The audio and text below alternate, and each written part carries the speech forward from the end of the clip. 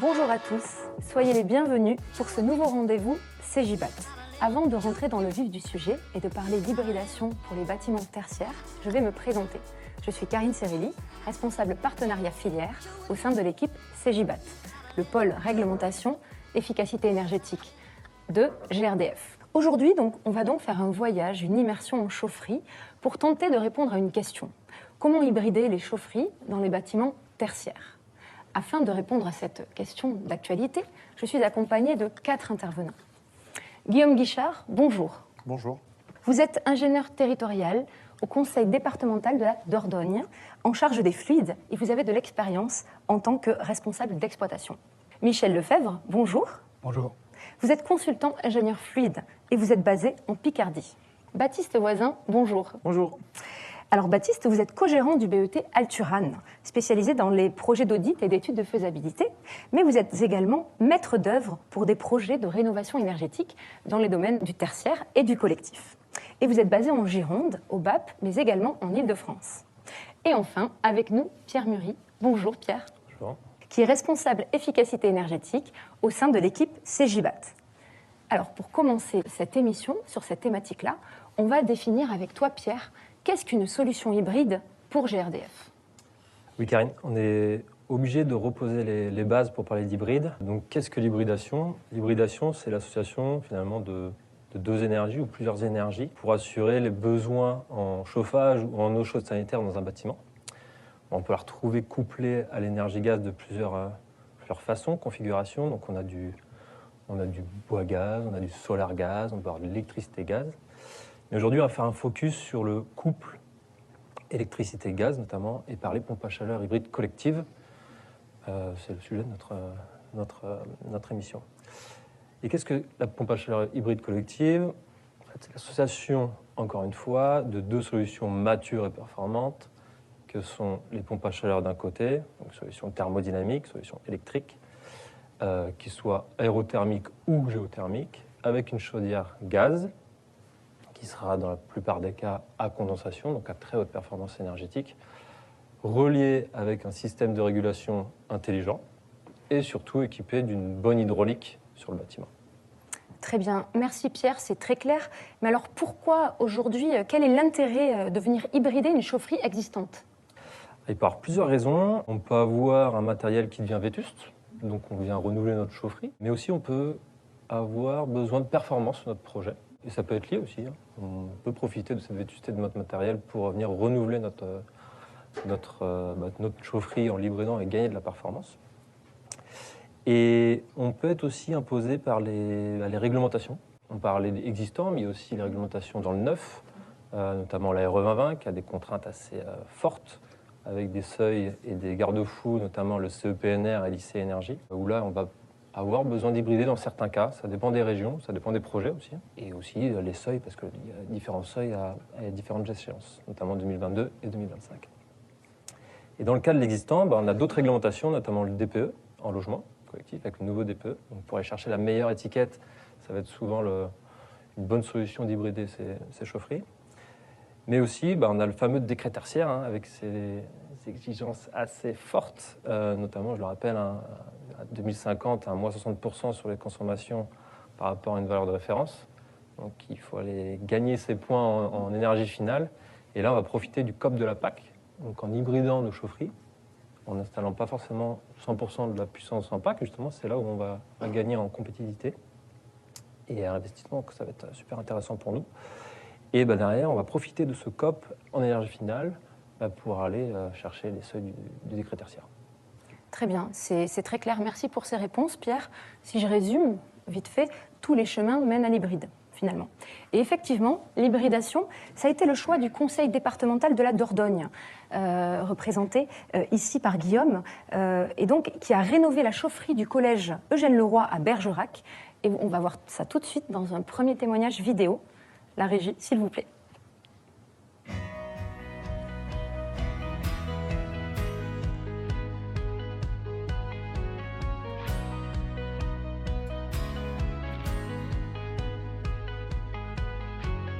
Pourquoi cette opération ? l'opération, il y a eu 3 faits qui sont concomitants, il y a à peu près un an et demi. C'est que nous avons des obligations réglementaires pour les bâtiments tertiaires de faire des économies d'énergie à l'horizon 2030, de 40% sur tous les bâtiments tertiaires de plus de 1000 m². Ce collège en fait partie. Et donc un audit est en cours sur l'ensemble des établissements du département de la Dordogne. Il y a 38 collèges plus d'autres bâtiments. En parallèle, on a eu un incident sous cette chaufferie avec une fuite sur le réseau qui a fortement détérioré la chaufferie telle qu'elle existait préalablement. C'était une chaufferie 100% gaz. Je commence à m'intéresser sur l'hybridation gaz-élec. J'ai eu une rencontre avec Dietrich où on a évoqué les possibilités techniques qui pouvaient y avoir de bénéficier des avantages des deux énergies sur un établissement comme celui-là. Donc ce sont ces 3 faits simultanés qui nous ont fait réfléchir sur comment on pouvait répondre à nos obligations réglementaires tout en bénéficiant d'économies financières et puis de réaliser des travaux en temps et en heure. On a lancé une consultation que Saleron a remportée. C'est le premier collège que nous équipons de la sorte. En parallèle, il y a 2 installations mais de moindre importance sur 2 petits sites qui sont également en service depuis très peu de temps. Et nous avons, avec Dietrich, puis avec notre futur exploitant, pris la décision d'instrumenter fortement cette installation pour voir si ce qui était prévu initialement en termes de bénéfices énergétiques sera bien au rendez-vous. Donc on va laisser passer cet hiver et à la fin de cet hiver, on en saura un peu plus sur les performances énergétiques réelles de cette installation. Si celles-ci sont au rendez-vous, je pense qu'elles le seront, nous prévoyons à l'horizon 2024 et 2025 d'équiper 6 chaufferies supplémentaires sur des installations de ce type-là. Lorsqu'on a lancé l'appel d'offres, en fait, l'hybridation était une option. Et financièrement, c'est un surcoût de 50%, mais qui est théoriquement, mais ça on le verra à l'usage, vite rentabilisé sur les premières années d'utilisation de ces nouveaux équipements. 3 pompes à chaleur monobloc moyenne température collective, les MMTC. Donc là, on a une cascade de 3 packs de 40 kW chacune qui vont fonctionner en cascade et en hybridation avec la chaudière.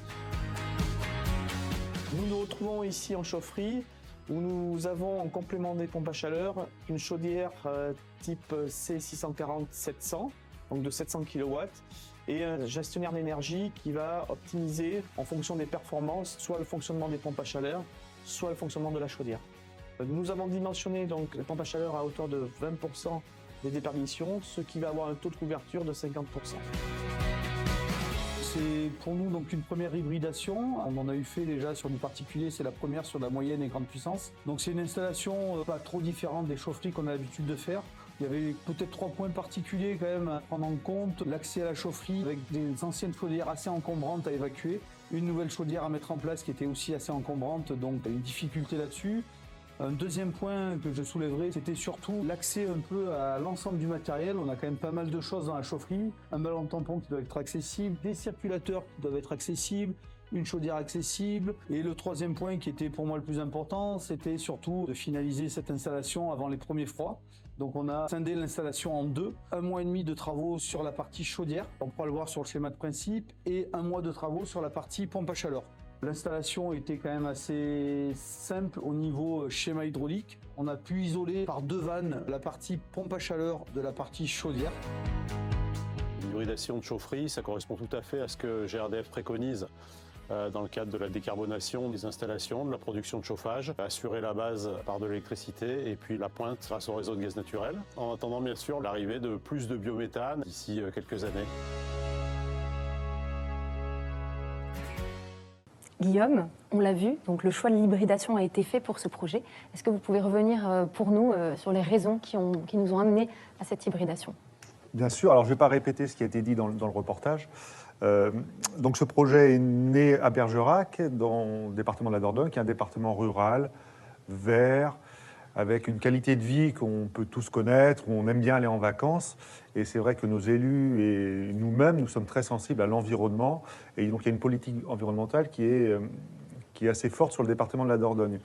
Et avant chaque investissement que nous réalisons, que ce soit dans une chaufferie ou que nous réalisons pour construire un bâtiment ou d'autres équipements, on doit toujours se poser la question de savoir quel est l'impact de ces investissements sur l'environnement.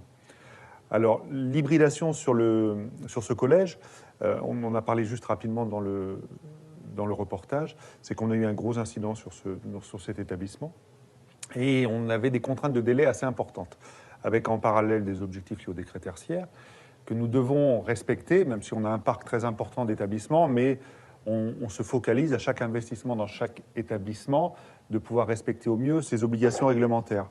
Alors, pourquoi l'hybridation sur cet établissement ? Alors on a juste fait un tableau tout simple avec des plus et des moins sur l'ensemble des technologies possibles pour produire de la chaleur, sachant que c'est un ERP et l'objectif premier, c'est de chauffer toute l'année l'établissement. On ne peut pas déroger à cela et avoir une technologie dont on n'a pas la certitude de pouvoir chauffer. Donc l'énergie gaz répond tout à fait à ce besoin de confort thermique toute l'année. Mais c'est un investissement sur 30 ans. On doit avoir ces objectifs de réponse au décret tertiaire sur 30 ans et savoir comment on pouvait y répondre. Donc il y a plusieurs solutions. Donc, dans ce tableau, on a mis l'hybridation, on a mis le bois énergie, la géothermie, rester en tout gaz, la pompe à chaleur uniquement. Et ce qui ressortait pour cet investissement, c'était l'hybridation. L'hybridation pour des raisons de délai, c'est-à-dire qu'on avait la possibilité de faire des travaux en un temps assez contraint et en maintenant une continuité de service pour l'établissement. Des investissements qui restent finalement assez légers au regard d'un investissement, par exemple, sur une chaufferie bois, sur de la géothermie. Une complexité de mise en œuvre et d'exploitation qui semblait raisonnable au regard de ce type d'installation. Et puis des contraintes liées à l'encombrement et à la position de la chaufferie qui sont intrinsèques au collège. Donc il faut être pragmatique. Il n'y a pas de... Alors c'est comme ça que nous menons et que nous exploitons nos installations. Il faut être pragmatique, c'est-à-dire qu'il y a une solution pour un collège, mais qui n'est pas forcément duplicable sur d'autres bâtiments, sur du tertiaire, sur d'autres tertiaires, sur des gymnases, etc. Et là, sur cet établissement, au regard des contraintes thermiques, etc., l'hybridation était une réponse que nous pouvions apporter. Et l'installation est en service pleinement opérationnelle depuis 1 mois. Merci beaucoup, Guillaume. Donc, je vais maintenant me tourner vers Baptiste, qui a une expertise sur les audits dans la société Alturan. Avant de se lancer dans un projet d'hybridation, pour les personnes qui nous écoutent, quelles sont les questions à se poser, les bonnes questions à se poser? Eh bien, tout d'abord, on est sur un système électrique, donc la question se pose de la disponibilité électrique du réseau. Si on prend l'exemple du collège, on est sur 700 kW chaud, donc ça veut dire qu'il faudrait 300-400 kW électriques, ce qui n'est pas forcément disponible avec le transformateur. Donc il y a déjà ces premières contraintes de disponibilité du réseau. La deuxième, on est là sur un exemple d'aérothermie, donc c'est-à-dire qu'il va falloir une unité extérieure quelque part pour capter les calories dans l'air. Donc si on prend cet exemple de où est-ce qu'on va mettre les unités extérieures, il faut qu'elles soient plutôt à proximité du local technique.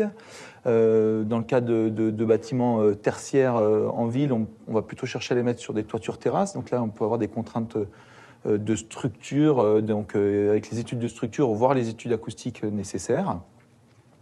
On dit qu'on est sur de l'aérothermie, donc on prend les calories dans l'air. Donc plus il fait froid, moins il y en a des calories dans l'air. Donc finalement, on a une pompe à chaleur dont la performance se dégrade plus il fait froid. On le voit un petit peu sur ce graphique-là. Les pompes à chaleur aujourd'hui, on va dire sur la technique disponible, produisent de l'eau à 55 degrés, mais dès lors qu'on est sur des températures négatives, on est plutôt sur une eau à 50 voire moins. Et aujourd'hui, nos régimes de température sur les réseaux radiateurs sont des régimes 80-60, éventuellement avec des besoins d'eau à 70, voire 65, mais forcément supérieurs à ces températures de 50 degrés.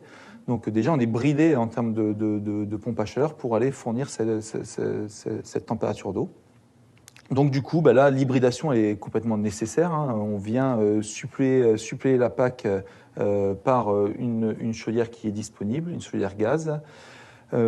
Ça a l'avantage que l'hybridation, ça réduit toutes ces contraintes, que ce soit sur la place, que ce soit sur la puissance électrique disponible. On réduit toutes ces contraintes-là et du coup, on rend le projet possible. Et en plus, on parle ici aujourd'hui de bâtiments tertiaires. On a souvent dans le tertiaire besoin de chaud, mais aussi besoin de climatisation l'été, de rafraîchissement du moins. Et les packs peuvent être réversibles. Dès lors, hybrider, ça peut aussi répondre à ce besoin de rafraîchissement l'été, quoi. Merci beaucoup, Baptiste. Je vais maintenant me tourner vers Pierre. Est-ce que, s'il te plaît, tu peux nous expliquer les différentes configurations possibles avec l'hybride? Oui, tout à fait. Donc là, Baptiste, il a eu raison. En fait, il faut se poser les bonnes questions avant de se lancer. En fait, est-ce que c'est possible de partir en pack hybride? Et derrière, on va voir quel objectif on a finalement à mettre une pack hybride. Quelle réglementation en fait nous est imposée. Donc, si on veut effacer de l'énergie primaire, si on veut effacer de l'énergie finale, si on veut décarboner. Et on va voir par ces 3 graphes Qu'on peut faire un peu de la décarbonation dans tous les cas, mais qu'il y a certaines configurations qui vont plus s'associer à de l'effacement EF. Donc on va chercher dans le décret tertiaire, notamment c'est le premier cas, c'est la PAC 1, celle de gauche, où on a un point de bivalence qui apparaît, en fait c'est la puissance de la PAC. Le point de bivalence correspond en fait au moment où la PAC a plus assez de puissance et la chaudière va prendre le relais.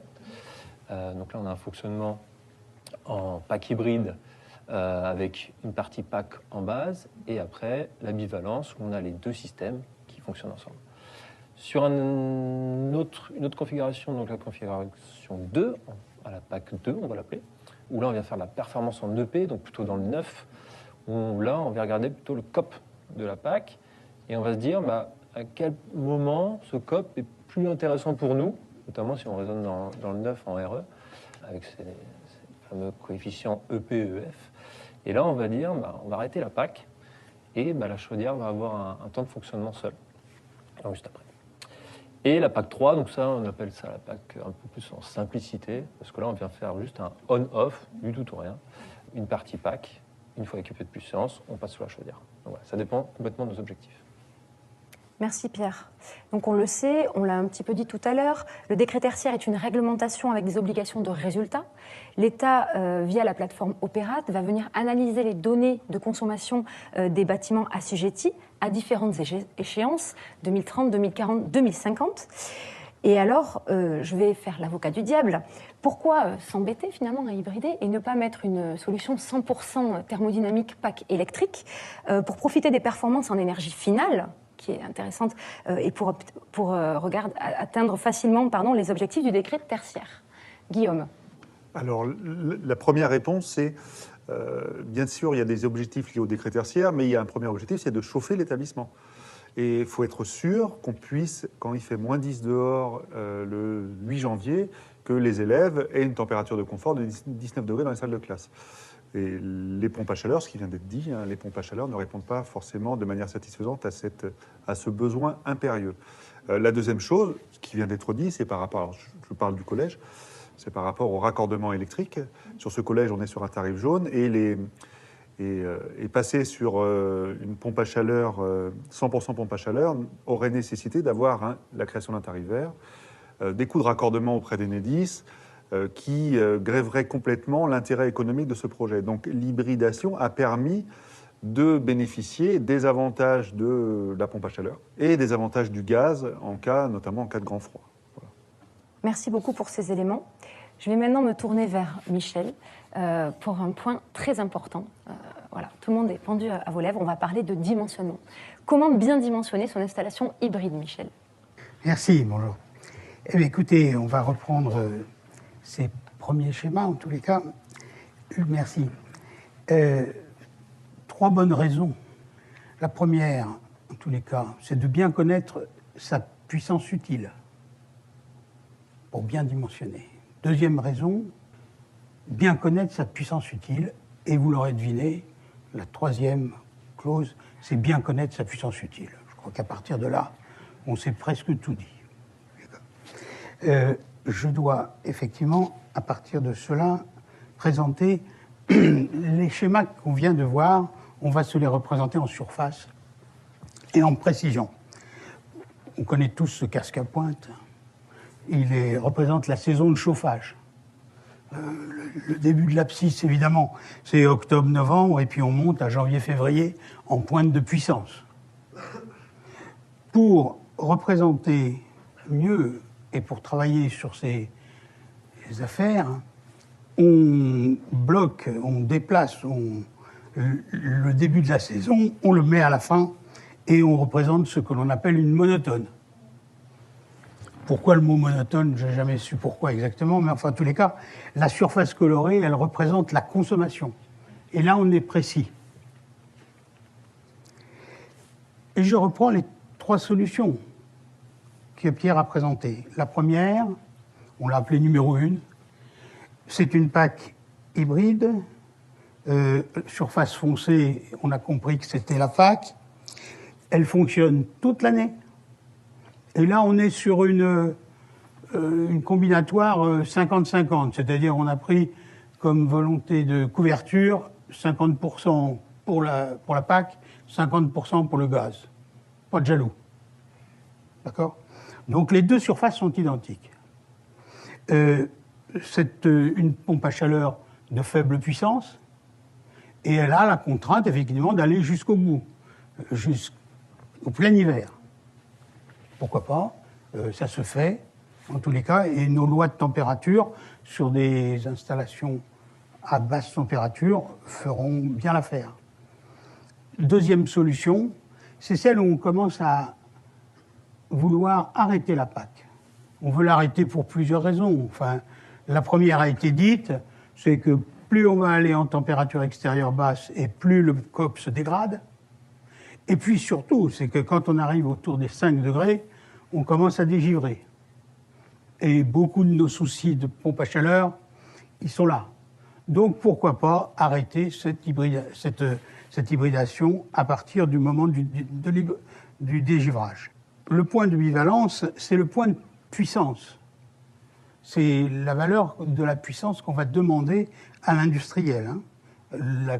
On aura trouvé, évidemment, on aura bien vu que la puissance de l'installation, elle est montrée sur l'ordonnée. Troisième solution, c'est une solution plus simple. Là, en hydraulique, on le verra peut-être un petit peu après, c'est plus simple.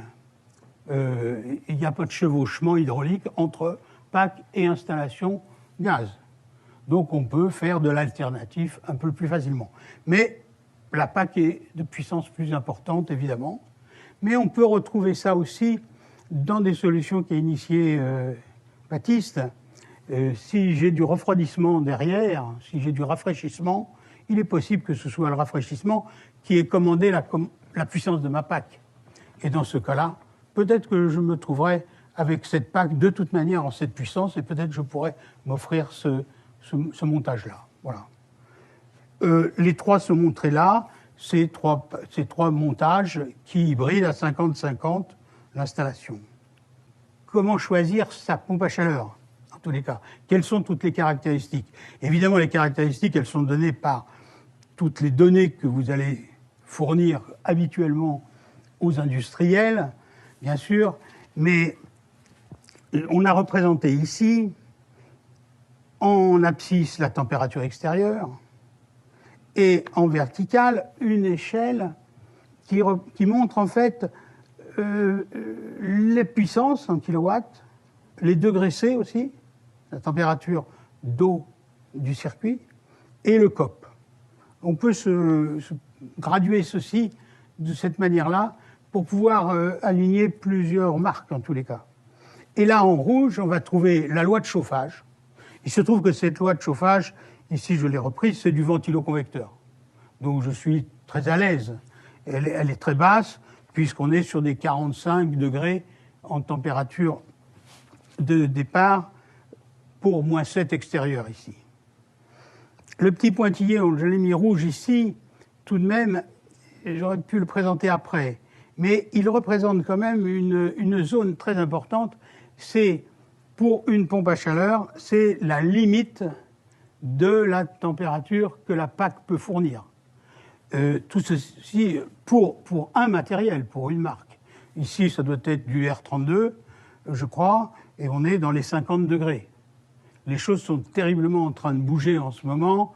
Il y a une F-Gaz qui vient de sortir, enfin, en tous les cas, qui vient d'être publiée, qui nous emmène vers des réductions de HFC assez contraignantes, enfin, contraignantes en tous les cas, tant mieux pour l'environnement. Je poursuis ici, c'est toujours une pompe à chaleur, toujours la même, et c'est sa puissance. Quand on se trouve à 20 degrés, on est sur des puissances très élevées sur ce produit-là. Et puis, évidemment, plus, on l'a dit aussi, cette puissance, elle diminue notablement avec la température extérieure, pour ce produit-là. Le petit décalage qu'on a là, il faut y faire extrêmement attention, parce qu'en fait, beaucoup de fabricants ne nous donnent pas vraiment la partie en très plein, qui représente le dégivrage. Et la phase dégivrage a une importance notable en matière de puissance. Généralement, ils nous annoncent plutôt le suivi avec le trait pointillé. Donc, il faut effectivement leur demander ce qui se passe à partir de 5 degrés si on veut emmener la pompe à chaleur plus loin. Et puis, écoutez, on ajoute sur ce graphe le COP, qui est presque parallèle, en tous les cas, à la puissance, le coefficient de performance de la machine. Merci beaucoup. En effet, la suite, toujours avec vous, Michel. Si on sera en chaufferie, les bonnes règles à respecter pour faire qu'il y ait une bonne entente entre tous ces équipements, PAC, ELEC et chaudière gaz. Donc Oui. Et vous m'en voulez pas si je vais revenir sur un point, parce que peut-être qu'il y a pas une mésentente, peut-être une entente. Oui. Je montre quelque chose qui nous est venu après, et je prends cet exemple-là. Un hôtel, un collège. Les deux sont de caractéristiques identiques. Puissance, confort, température, tout est dans la même région. Et celui-ci, cet hôtel-là, je l'ai hybridé là, avec une puissance de pompe à chaleur qui représente 28%, 30% de la puissance utile. C'est-à-dire que j'ai 500 kW. Et le collège de Guillaume, lui, il fait 700 kW, mais, enfin, en tous les cas, ce collège, il fait 700 kW, mais sa puissance utile, elle n'est que de 500 kW. Parce que pour Guillaume, sa puissance utile, c'est celle qui engage la relance. Il en a besoin le lundi matin, il en a besoin au retour des vacances scolaires d'hiver, etc., pour relancer. Mais cette puissance utile, ce n'est pas celle-ci qu'il faut choisir. C'est bien la puissance utile de croisière. Et elle est de 500 kW. Donc c'est pour ça que le rapport de puissance 120 kW Guillaume pour 700 kW, ça représente 17%. Il a été annoncé tout à l'heure, 20% je crois, mais c'est 17%. Et à 17%, il fait quand même 50% de couverture. Surtout qu'en plus, il a une zone jaune, plus que moi en hébergement, où il y a du ralenti. Donc la couverture de 50% se fera.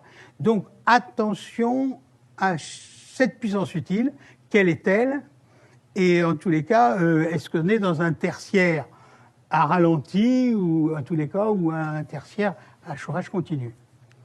Je reprends ce que vous m'avez demandé, c'est l'hydraulique. Oui, d'abord on est en chauffage, hein. On fait que du chauffage, on n'a pas parlé d'eau chaude sanitaire, on fait du chauffage. Ça, c'est le schéma du lycée. Alors, il est difficile à exposer comme ça, mais on va y arriver quand même. Je vais vous passer plus simplement pour s'exposer et on reviendra au schéma. Le retour, il est en bas.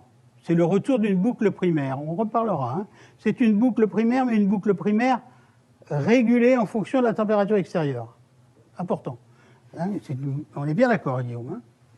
Ce retour primaire en bas à droite de l'écran, il revient sur un petit montage vertical avec deux flèches, un aller-retour. Et en fait, c'est simplement une bouteille, c'est un ballon de découplage, on appelle. Enfin, et les trois packs sont montés dessus. Donc c'est bien sur le retour, qui est à débit constant et à température variable, donc qui va recevoir les températures les plus basses, que les packs vont venir réchauffer ce retour. Ensuite, on passera sur la génération gaz, qui viendra compléter. Et la bouteille de découplage, là aussi, la bouteille d'équilibre des chaudières, elle n'est due qu'au fabricant de chaudières, qui l'a certainement souhaité pour garantir son produit. Et on repart en haut à droite sur le réseau. Je vous remets le schéma. Restons calmes. En bleu, en bas, à droite, j'arrive sur ce ballon de découplage. Je vais sur les packs. Alors les packs qui sont montrés sans circulateur ici, on suppose qu'ils existent. Les circulateurs, ils sont certainement dans les packs en tous les cas. Et puis sort du ballon de ces packs un départ rouge qui s'en va vers une bouteille très rouge qui est alimentée par les chaudières. Mais tout ceci nous contraint bien, on est bien d'accord, que le régulateur fonction extérieure que l'on voit raccordé en couleur verte, c'est bien une boucle primaire en fonction de la température extérieure. Merci beaucoup. Il y aura un temps de questions-réponses après. Merci beaucoup Michel. Donc, je vais maintenant me tourner vers Baptiste avec la vision un petit peu sur l'installation avec la casquette exploitant. Quelle est votre expérience d'exploitant sur ces installations hybrides ? Oui, effectivement, j'ai fait quelques années d'exploitation, plus de 10 ans en tout cas. Mon avis, c'est qu'il faut rester sur des solutions simples. Hein. On l'a bien vu, le besoin d'épurer un peu le schéma de principe. Il est essentiel que le technicien puisse se retrouver dans la chaufferie pour comprendre comment fonctionnent les fluides. Donc on va parler d'étiquetage, des réseaux, d'une architecture simple et épurée. On l'a vu aussi tout à l'heure, il y a besoin avec une pompe à chaleur, les régimes les delta T ne sont pas les mêmes entre nos réseaux, nos chaudières et la pompe à chaleur qu'un delta T de 5, donc les débits ne sont pas les mêmes. Et dès lors, il y a besoin d'un ballon de stockage pour limiter les courts cycles et régler ce problème de delta T. Ce ballon de stockage, il va falloir lui trouver un emplacement dans la chaufferie. Donc, il faut pouvoir, c'est bien dit dans le reportage, que l'ensemble des équipements doivent être accessibles. Donc, c'est aussi une contrainte supplémentaire, ce ballon de stockage et ce cheminement hydraulique. Nous, on favorise effectivement plutôt des solutions où on vient hybrider les réseaux, les retours chauffage basse température, plutôt que d'aller chercher pour le moment en tout cas, des solutions très complexes où on va hybrider également l'usage ECS qu'on préfère décorréler pour le moment et favoriser l'efficience de la pompe à chaleur. Je voulais rajouter également que sur ce type d'installation, encore plus, un schéma de principe clair en chaufferie est indispensable, un schéma de principe complet avec les débits, les puissances, les diamètres. On s'attend aussi à avoir, après commissionnement et mise au point de l'installation, le réglage des vannes d'équilibrage sur le schéma de principe. Et là, le technicien a toutes les billes pour suivre et vérifier le fonctionnement de son installation. Quand bien même, si en plus on peut le mettre sur l'imagerie de la supervision ou des automates, on pourra faire le parallèle entre la réalité des installations et le schéma de principe. Et puis dernier point sur lequel je souhaitais appuyer, aujourd'hui tous nos systèmes de chauffage à eau ont donc un fluide caloporteur et qu'il est important de maîtriser. On rappellera pas assez, mais ne mélangeons pas trop les métaux. Moi, je propose plutôt de proscrire l'aluminium, l'électrozingué, qui n'ont pas des zones de passivation qui sont les mêmes que l'acier, que le cuivre et autres. Donc, tamponnons nos réseaux à des pH à 9, 9,5 avec des inhibiteurs de corrosion. Limitons les appoints sur nos réseaux. Et là, après, on a une installation qui est durable parce que c'est aussi important qu'elle soit efficiente à sa mise en service, mais surtout pérenne dans le temps. Donc, voilà, je voulais faire au moins un rappel sur l'importance de bien maîtriser la qualité d'eau. Merci beaucoup. C'est très intéressant parce qu'on a beaucoup parlé conception, mais en effet, il y a l'installation et l'exploitation, le suivi. Donc tous les maillons de la chaîne sont essentiels pour que ça vive bien ensemble. Donc je vous propose maintenant de lancer, on va regarder un deuxième petit reportage vidéo. On va être sur un nouveau type de bâtiment, on va aller sur des bureaux, des bâtiments Vincent Léon, et on va avoir un type de régulation particulier. On lance la vidéo.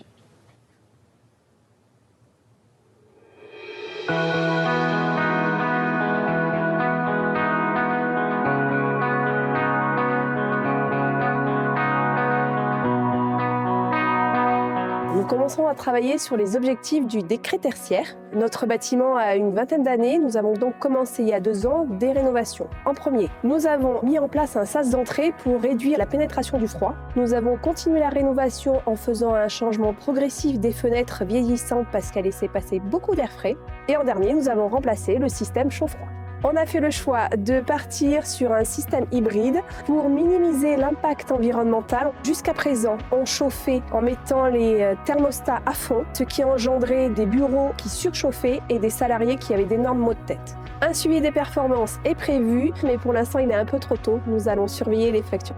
Le surcoût a été de 25 000 € par rapport à une installation standard, mais nous avons fait l'investissement pour minimiser l'impact environnemental et surtout rentrer dans les objectifs du décret tertiaire.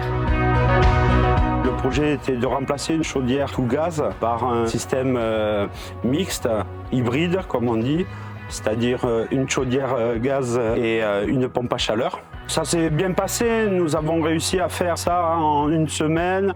Au niveau complexité, c'était un peu exigu, mais facile à mettre en œuvre. Nous avons dimensionné l'installation en reprenant les informations du client. Et en interne, nous avons un bureau d'études, de bilan thermique et conception. Avec l'aide de Dietrich, nous avons finalisé le projet. Le gain espéré sur cette installation est de 20%. Comme c'est une première pour nous, nous espérons pouvoir le promouvoir auprès d'autres clients. Nous sommes avec des produits du Dietrich équipés d'une chaudière murale XM 70 kW et d'une pompe à chaleur MMTC R32 de 26 kW. D'un point de vue dimensionnement, nous avons dimensionné notre pompe à chaleur à hauteur de 30% des déperditions, ce qui va nous donner un taux de couverture de 90%. On a sur le site une régulation qui permet de gérer la bascule entre le fonctionnement de la pompe à chaleur et de la chaudière. C'est une régulation qui gère l'hybride. Cette bascule se fait en fonction des besoins des réseaux, donc de la température demandée sur les réseaux et des températures extérieures. Notre système de régulation a différents types de fonctionnement en mode hybride. On peut choisir le générateur qui a le meilleur rendement en fonction de la température extérieure et des températures d'utilisation, mais on peut aussi choisir le générateur qui a le coût le moins élevé parce qu'on peut rentrer les coûts des énergies à l'intérieur de la régulation. Nous sommes impliqués sur ce nouveau projet sur la commune de Bruges. Étant acteurs de la transition énergétique, nous accompagnons les professionnels et les particuliers vers la décarbonation en mettant en avant deux axes, l'hybridation et le mix énergétique. Bien sûr, aujourd'hui, cette installation pourra fonctionner avec du gaz vert issu de la méthanisation locale en circuit court.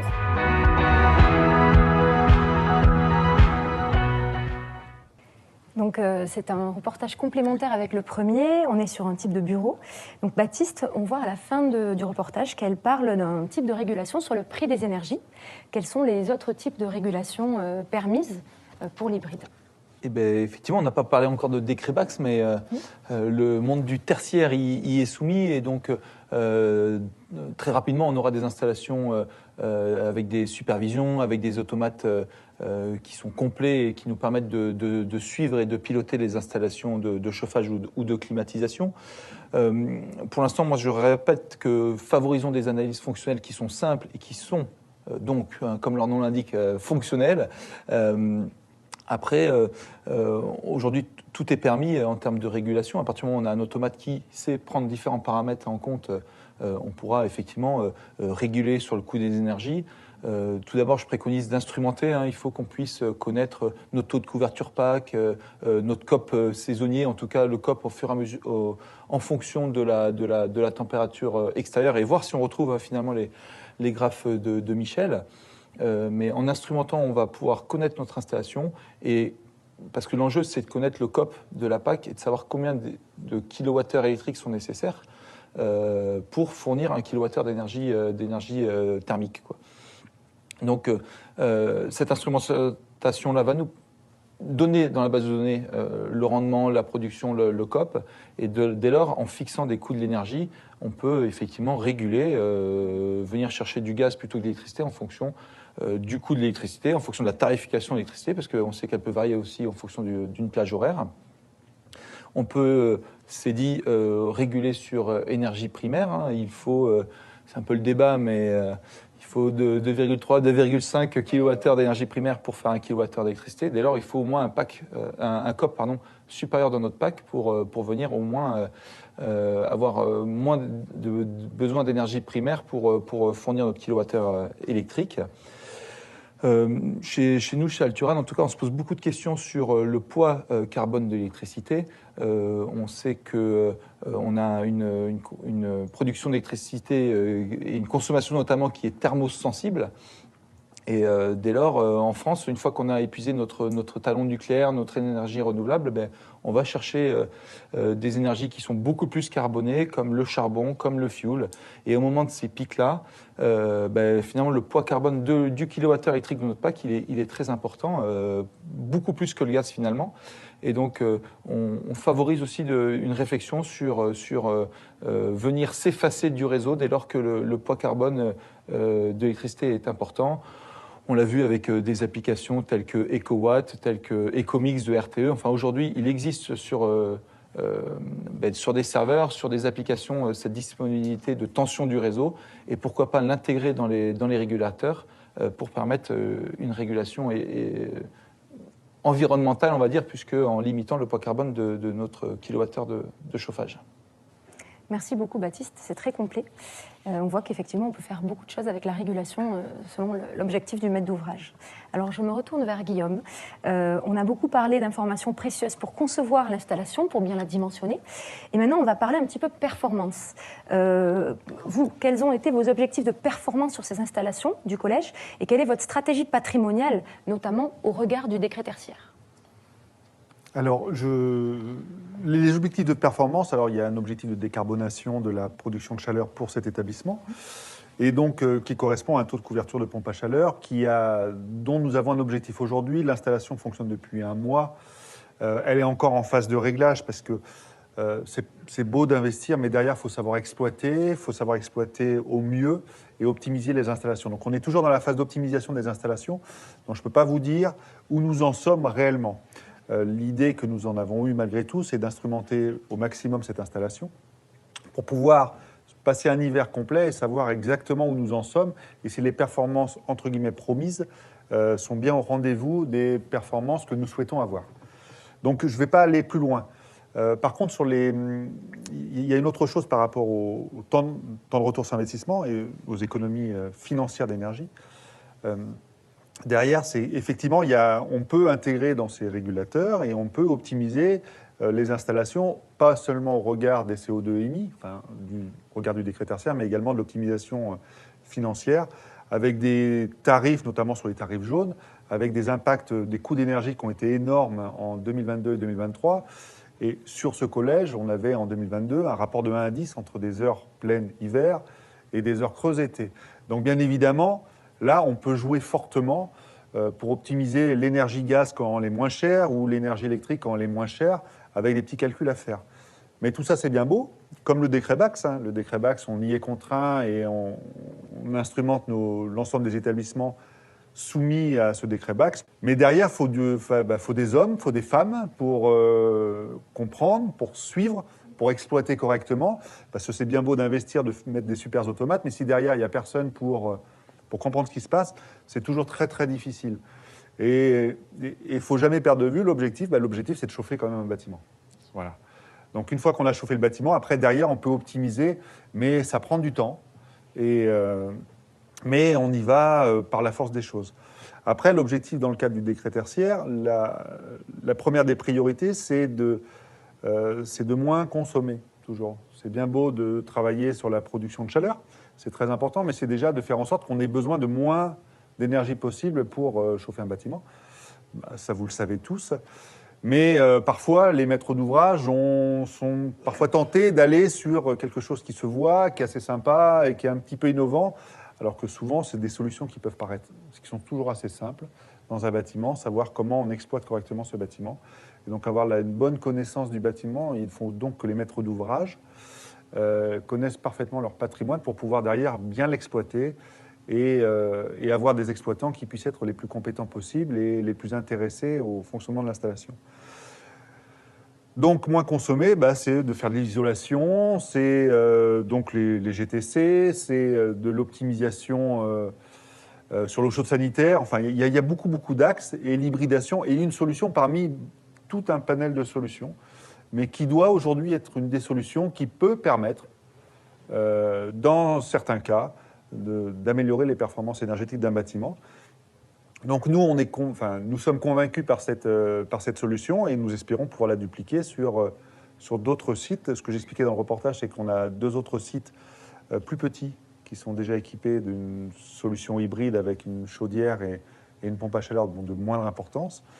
On a un autre collège qu'on est en train de démarrer, mais c'est un fonctionnement le plus simple possible sur les courbes que Michel a données, parce que c'est lié à la particularité de l'établissement. Mais après, derrière, on continue à s'engager sur les établissements qui peuvent accueillir ce type de solution. On a 38 collèges en Dordogne, enfin, on travaille sur 35 autres, et on a identifié 6 ou 7 établissements qui peuvent être éligibles à cette solution technique. Voilà. Merci beaucoup, Guillaume. On a parlé, lors des projets d'hybridation, on a parlé des packs RO, mais il faut savoir qu'il est tout à fait possible d'avoir des packs OO. Et donc, on a un troisième, dernier témoignage vidéo. Donc, on peut effectivement avoir des packs OO en complément des chaudières gaz. La preuve en image à Dunkerque avec le Château Coquel.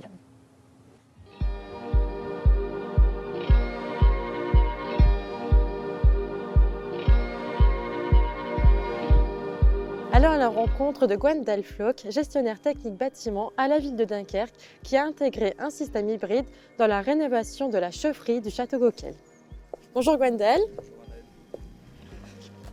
Comment vous est venue l'idée d'installer de la géothermie sur ce site? Tout a commencé en 2019 avec le lancement d'un audit de potentiel ENR sur les 42 sites les plus énergivores de notre patrimoine. Cela a permis d'identifier et de cibler les sites pour lesquels le développement des énergies renouvelables était envisageable d'un point de vue à la fois technique et financier, avec notamment des temps de retour inférieurs à 20 ans. Le Château Coquel fait donc partie des 3 sites pré-retenus avec la mairie de Malo-les-Bains, le tennis de la Licorne, pour lesquels la solution de chauffage par géothermie était envisageable. Nous avons donc choisi ce site du Château Coquel où nous sommes aujourd'hui. Suivant plusieurs critères. Le premier était que la chaufferie était vieillissante, avec des chaudières gaz devenues obsolètes qui étaient amenées à être remplacées puisqu'elles dataient des années 1989. Le deuxième point, c'est l'environnement du site, avec une emprise foncière très importante, avec le bâtiment ancré au cœur d'un parc public, ce qui permet l'implantation d'un champ de sonde tout autour. Et le dernier critère, c'est que le devenir du site est conforté dans le temps, de par les activités culturelles qui s'y développent tout au long de l'année. Les bureaux d'études ont travaillé à chaque fois sur 2 solutions, à savoir la solution 100% géothermie et la solution géothermie et à point gaz. Les approches techniques et financières de chaque solution ont été abordées par les bureaux d'études. Notre choix pour le Château Coquel s'est donc porté sur la solution de mix énergétique plutôt que la solution 100% géothermie pour plusieurs raisons. La première est financière puisque la solution 100% géothermie nécessitait l'implantation d'un champ de sonde important, ce qui du coup impactait le budget de manière conséquente. Et donc de ce fait, la solution de mix énergétique réduisant le champ de sonde permettait de réduire également les dépenses. La deuxième raison et que la régulation mise en place dans le cadre de ce projet permet de faire fonctionner les 2 modes de chauffage, à la fois la PAC géothermique et la chaudière gaz à condensation, de manière optimale avec les meilleurs rendements. Et enfin, la troisième raison, c'est que cette solution de mix énergétique permet de sécuriser le chauffage de ce site dans le cas de figure où l'une ou l'autre source de chaleur venait à tomber en panne. Pouvez-vous décrire les installations mises en place dans le cadre de cette solution hybride? Oui, alors nous avons implanté un champ de sonde composé de 9 sondes, 8 à 125 mètres de profondeur et 1 à 200 mètres de profondeur qui correspond à celle utilisée pour réaliser le test de réponse thermique. Ce champ de sonde est couplé à une pompe à chaleur d'une puissance de 26 kW chaud et d'une chaudière de gaz à condensation de 180 kW qui vient en appoint de la PAC. Donc, cette émission touche à sa fin. La tradition est de finir par un mot de Cegibat. Alors, Pierre, je te laisse la main. Merci Karine. Donc, on a vu lors de l'émission qu'il y avait plusieurs phases. On a commencé avec Baptiste, les bonnes questions à se poser, voir si c'est possible déjà de mettre de l'hybride dans notre bâtiment. À voir après quel est l'objectif. Donc, si on a une réglementation, pourquoi pas à la fois sur le tertiaire, enfin sur la partie rénovation ou sur la partie neuve. Après, on a regardé la partie dimensionnement avec Michel. On est allé en chaufferie pour voir comment regarder l'hydraulique, essayer d'optimiser notre installation. Mais il y a 2 choses intéressantes sur lesquelles il faut aller également, c'est le budget et sur l'aspect décarbonation. une chose qui est très importante aujourd'hui, même si le décret tertiaire il n'en parle pas directement dans ses objectifs, il y a l'aspect décarbonation, empreinte carbone, parce que quand on dit énergie finale derrière, on fait des économies d'énergie, mais aussi on va réduire notre impact en CO2. Et on voulait prendre un petit exemple, et je voulais rebondir aussi sur ce que disait Guillaume, sur la notion de patrimoine, qui est l'ambition peut-être d'hybrider d'autres chaufferies à l'échelle du département. Et là, on a pris un petit exemple, parce qu'on croit, nous, chez GRDF et CGBAT, que la PAC hybride, c'est la solution technique pour massifier la décarbonation du parc français. Et donc là, on a pris un exemple d'impact CO2 sur un projet. Donc vous avez une solution 100% gaz au départ, et après vous avez une solution 100% thermo en deuxième, avec une PAC à 90% de couverture, et une solution en hybride qui a le même taux de couverture que sur le projet du collège de Bergerac, avec PAC à 20% et qui représente une couverture à peu près à 50% sur le projet. Et vous avez l'impact carbone à chaque fois sur chaque typologie. Et on voit que de passer d'une chaudière gaz à une 100% thermo, on peut faire à peu près environ 85%, 88% ici d'économie sur le carbone par rapport à du 100% gaz. Ou on va faire environ 45% sur l'hybride. On se dit on fait juste diviser par deux. On dit que c'est pas forcément terrible. Mais derrière, quand on regarde l'investissement qui est mis derrière, on regarde sur la partie PAC, on est à peu près à 40 000 €. Donc là, c'est une base, on n'est pas forcément sur le projet, on est sur une base 100 en kW. Et là, ce qui est intéressant, c'est le ratio entre la partie thermo et la partie hybride. Et là, on arrive à 8 000 € de PAC. Donc on aura peut-être un besoin aussi de remettre une chaudière derrière si elle est en fin de vie, ou si on passait sur de la chaudière à condensation, par exemple. Et là, on voit un écart super intéressant. On a 2,5 à 5 fois moins cher en hybride en passant de solution hybride par rapport à la solution thermo. Donc là, on se dit on fait peut-être 2 fois moins de carbone, mais par contre, ça va nous coûter beaucoup moins cher.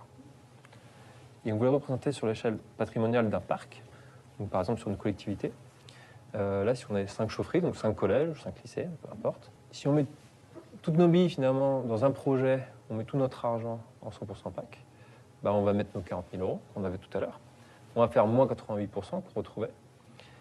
Mais si à l'inverse, on avait une autre stratégie où là, on allait essayer d'hybrider d'autres projets, donc on répartit notre argent sur plusieurs projets. Donc déjà, on fait profiter l'hybridation à d'autres projets, on n'est pas un ciblage sur un seul projet.